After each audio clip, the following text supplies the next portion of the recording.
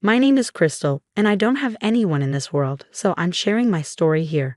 I've watched my husband transform into a monster. I don't know how many of you have successful love stories, but I envy those who married their soulmates and are now living their best lives. I thought I was marrying my soulmate, Seth, but I was wrong. Seth and I got married out of love. We both had stable jobs and a good relationship before our wedding. However, after we got married, Seth suddenly quit his job without consulting me. He said, "Look, Crystal, I was getting depressed and burnt out at my last job, so I needed to quit. I'll apply for a new job soon, but I need a break. You'll have to support us till then." "I'm sorry you're feeling down, Seth, but you should have consulted me or at least told me you were going to quit." "I needed a heads up," I replied. "It's not a big deal, Crystal. It's just for a few months. After that, things will go back to normal." Things never went back to normal. I took on 2 jobs to support us while Seth sat at home and played games all day. He didn't even take care of the house. After months of struggling, paying rent became nearly impossible. We were forced to ask for help from his parents, Cole and Olivia.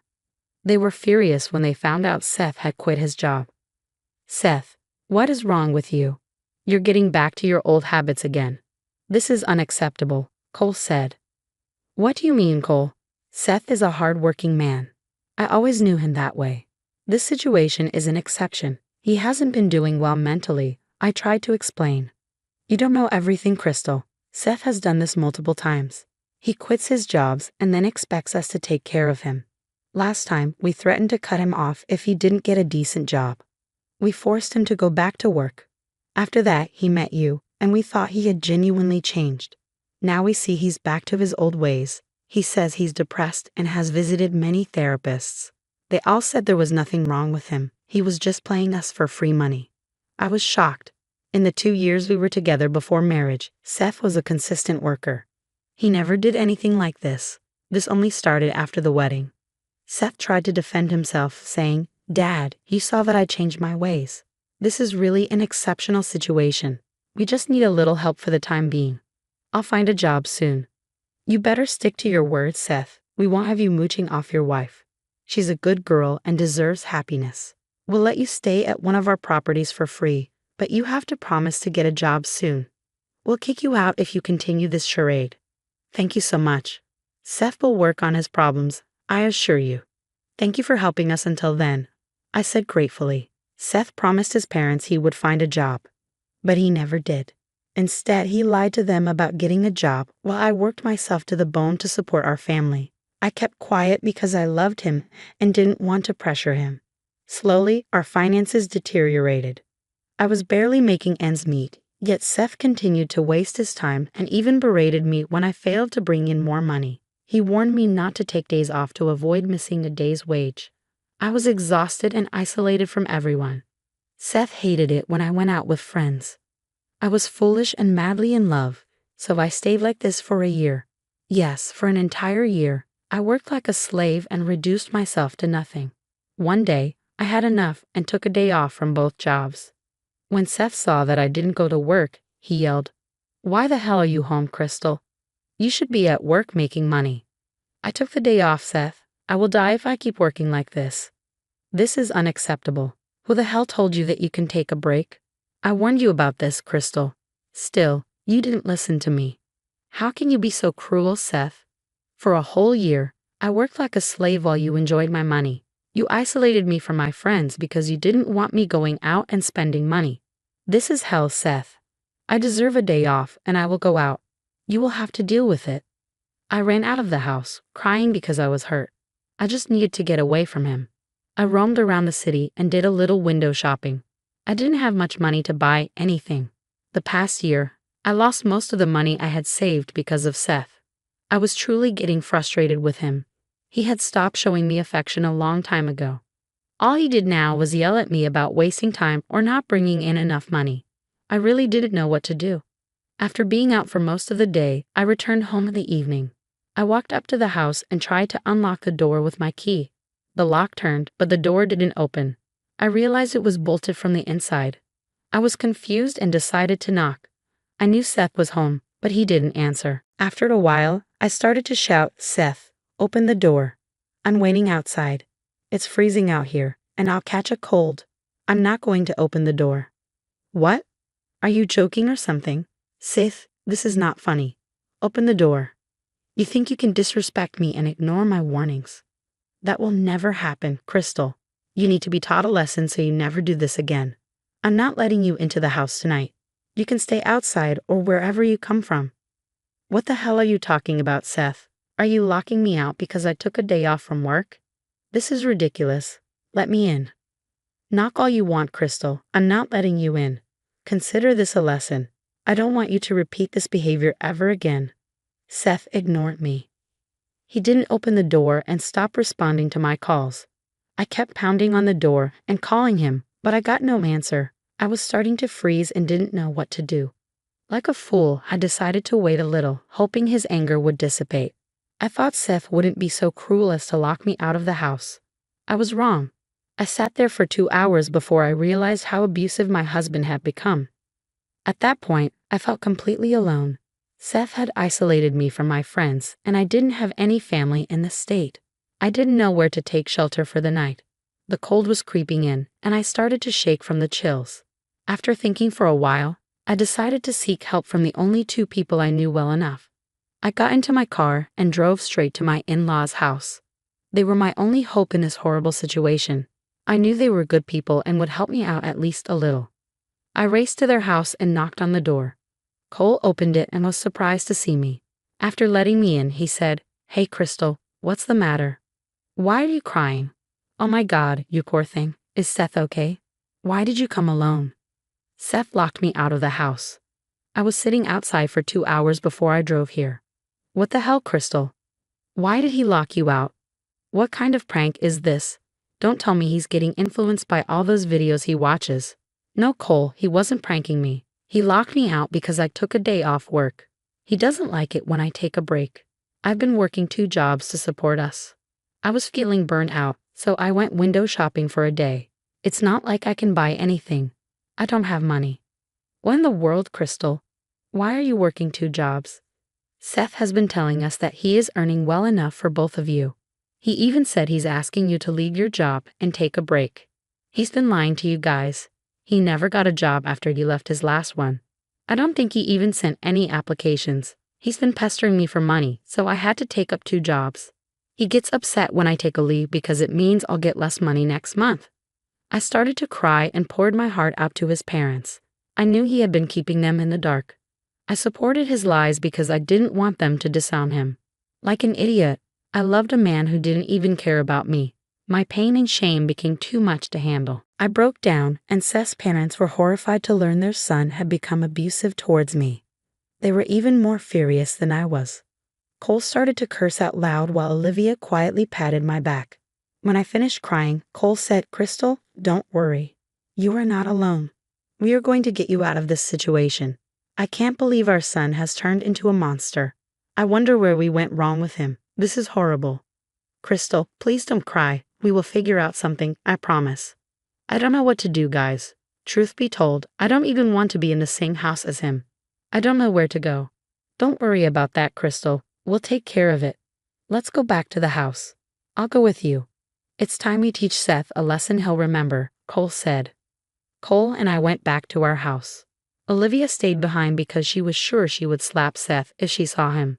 We knocked at the door, and Seth didn't open. I heard him scream that he wasn't letting me in. "Seth, open the door. It's been 3 hours already. How much longer are you going to punish me?" "As long as I want, Crystal. You didn't listen to me when I told you not to take a break. Now I'm not going to listen to you. See what it feels like." "You are insane, Seth. I took a break for 1 day, 1 freaking day. That doesn't mean I deserve to spend so many hours outside. You deserve to spend the night outside if you were so desperate for a break. You can stay out and take as much time as you need.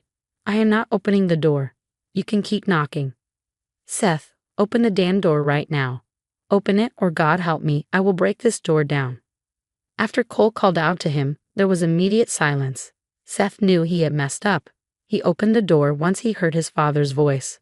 When he saw the 2 of us, he got even more nervous. His dad looked rather scary with a mean frown on his face. "Hey, Dad. What brought you here? You didn't say you would stop by," Seth said nervously. Drop the chit-chat, Seth. Tell me, who the hell are you to lock my daughter-in-law out of the house? Did you forget that I own the place you live in? Dad, it's not like that. I was just pranking Crystal. It's not what you think. We were just joking around, right, Crystal? It is exactly what you think, Cole. Seth kicked me out of the house because I took a day off work. He has been working me to the bone while spending my money and sitting around at home. Seth, why the hell is Crystal telling me that you left your job without consulting her? I let you stay here on the condition that you would work on yourself for your family. Why am I hearing this about you? At this point, Seth knew he was cornered. His lies were unraveling, and he had nowhere to hide. My pride would never let me tell people about my useless husband, but he underestimated the power of a woman who has been abused for too long. I wasn't going to sit idle and take his abuse anymore. I was going to ruin him. Still, Seth tried his best to save himself. Dad, it's not like that. I swear. I'm looking for jobs. It's just taking time. You know how bad the job market is right now. I've sent so many applications, but I haven't heard back yet. Oh, really? Well, why don't you show me all the job applications you've sent then? We will decide if you are telling the truth. Why do you need to see proof? Don't you believe your own child? This is ridiculous. I don't need to show you any proof. I'm telling you I have sent numerous applications. No, Seth hadn't sent any applications. I knew that very well. He never tried to get another job after he quit his last one. He planned to sit on his butt and spend my money. Even Cole could understand that his son was up to no good. There was no way Seth was speaking the truth. Since Seth wasn't going to say anything, I spoke up. He hasn't sent out any applications, Cole. That's why he isn't showing you the proof. A work position opened at my office, and I told him to apply. He didn't and instead screamed at me about how dare I tell him what to do. Seth, your mother and I allowed you to stay here only if you turned your life around. You fooled us into thinking you got a job and were contributing to your family. Now I see you're making Crystal work for both of you while you do nothing but spend money. Since you didn't hold up your end of the bargain, I'm going to evict you from the house. What? Dad, no, please don't do that. Where will we go? You can't just kick us out like that. Crystal, look what you've got us into now. We'll both lose the roof over our heads. There is no point shouting at her, Seth. This is your doing, Cole said sternly. Cole, Crystal will come to stay with us or at this house. You are the one who is getting kicked out. You don't have to worry about where Crystal is going to stay. Dad, this is unfair. Crystal and I are a couple. You can't separate us. You can't separate a married couple for God's sake. I go where my wife goes, and that's final. If Crystal wants to stay married to me, she has to take me where she goes. Yeah, well, in that case, I won't stay married to you anymore. I made that decision a while back, Seth. There is no way I'm going to continue this marriage. I will be divorcing you. Seth was dumbstruck by what I said. He didn't expect 2 blows in one night. All his life, he used the people around him to fund his expenses to some extent. For the last year, he managed to throw all his responsibilities on others. He expected life to go on like that. However, that was not going to happen. His parents and I were going to stand up for ourselves. Seth understood that he had just nuked his life at that point. He suddenly changed his demeanor. He cried and begged me not to leave him. Crystal, don't do this. You can't be serious. You're throwing away so many years of our relationship for a small mistake. Look, I know I shouldn't have locked you out, but it was just one day. We can work this out. No, it wasn't one day, Seth. You have been financially abusing me for the past year. You drained my savings and left me with nothing. You didn't even help with house chores and complained when I asked. 1 year of this torture is enough, Seth. Not anymore. I am leaving. Crystal, you're being unreasonable. We can talk this out. Fine, I will start applying for jobs tomorrow. I'm sure I'll find something soon. Once I get a job, we can go to therapy and fix this, right? I know you well enough to know that you will not do any of that. I suggested all those things last year. You ignored me and called me names every time. I know that if I listen to you now, you will act like you have changed but then go back to how things are now. Dad, please help me convince Crystal. See, I'm willing to change, but she's not listening to me at all. I didn't file for divorce straight away. Why? Because I needed Seth to get back on his feet to avoid alimony. Seth would be forced to find work once the month was up, and he would have to move. Until then, he could enjoy half of whatever I had in our joint account. I transferred half of the funds into my own account and left him with half, and I promised myself not to send any funds into that account again. Seth tried his best to convince me to return to him. He showed up at his parents' place multiple times to get us to forgive him. We didn't, of course. In fact, this time his mother verbally attacked him for being such a deadbeat. She even called him a poor excuse of a man. Seth was crying and begging for forgiveness. It was truly glorious. The month passed and Seth was forced to move out of the house. He tried to fight the move, which led to his parents almost calling the cops. I guess Seth found it hard to believe that his parents were actually kicking him out. Anyway, since then, he had been couch surfing with his friends but had to get a job, of course. Who would host him for free day after day? Everyone knew about his bad habits of becoming a parasite on others. Seth couldn't find a good job but made do. As soon as he moved into a place, I filed for divorce. The process was easy because Seth didn't have any money for a lawyer. He resigned to his fate and let us get divorced. I wasn't giving him any alimony because our income difference wasn't much. I left one of my jobs because I no longer needed to support another person. Plus, his parents were hosting me for free, which let me build back my savings as well. We split amicably because we didn't have the means to fight. He apologized to me multiple times, but I didn't forgive him. I'm now living in a 2-bedroom apartment with a roommate. Things are picking up for me. I visit Olivia and Cole since they have become my family as well. They are also refusing to forgive Seth, and it doesn't look like their relationship will ever go back to normal. Who's at fault here now? Crystal is doing the right thing by divorcing you. You don't have the right to hold her back. Her logic is completely on point. She's a good girl, and I don't want her to waste her life with an abusive man like you anymore. Crystal, you know what? You can come over to our place and stay there until Seth is kicked out. I'll wait here while you pack your bags. I took the chance and went straight to my room to get my stuff. As promised, Cole waited for me downstairs while Seth tried to make him change his mind. To be honest, I didn't trust Seth anymore, and staying with him in this house after the confrontation would be too risky, so I took Cole's offer to stay with them. I could hear Seth shouting and crying downstairs. Cole was passive to everything and waited quietly for me. I got my stuff and went downstairs. Seth tried to physically block me with his body. That's when Cole shouted at him about calling the police. Seth got scared and let me go. Back at my in-laws' place, Olivia took one look at us and immediately hugged me. For some reason, her tender move brought me back to tears. It had been ages since someone held me like that or showed me any bit of affection. It made me realize how much I lost by marrying Seth. His own parents loved me more than he did. Olivia brought me into the house and assured me that I could stay with them as long as I wanted. So I decided to stay there for the time being.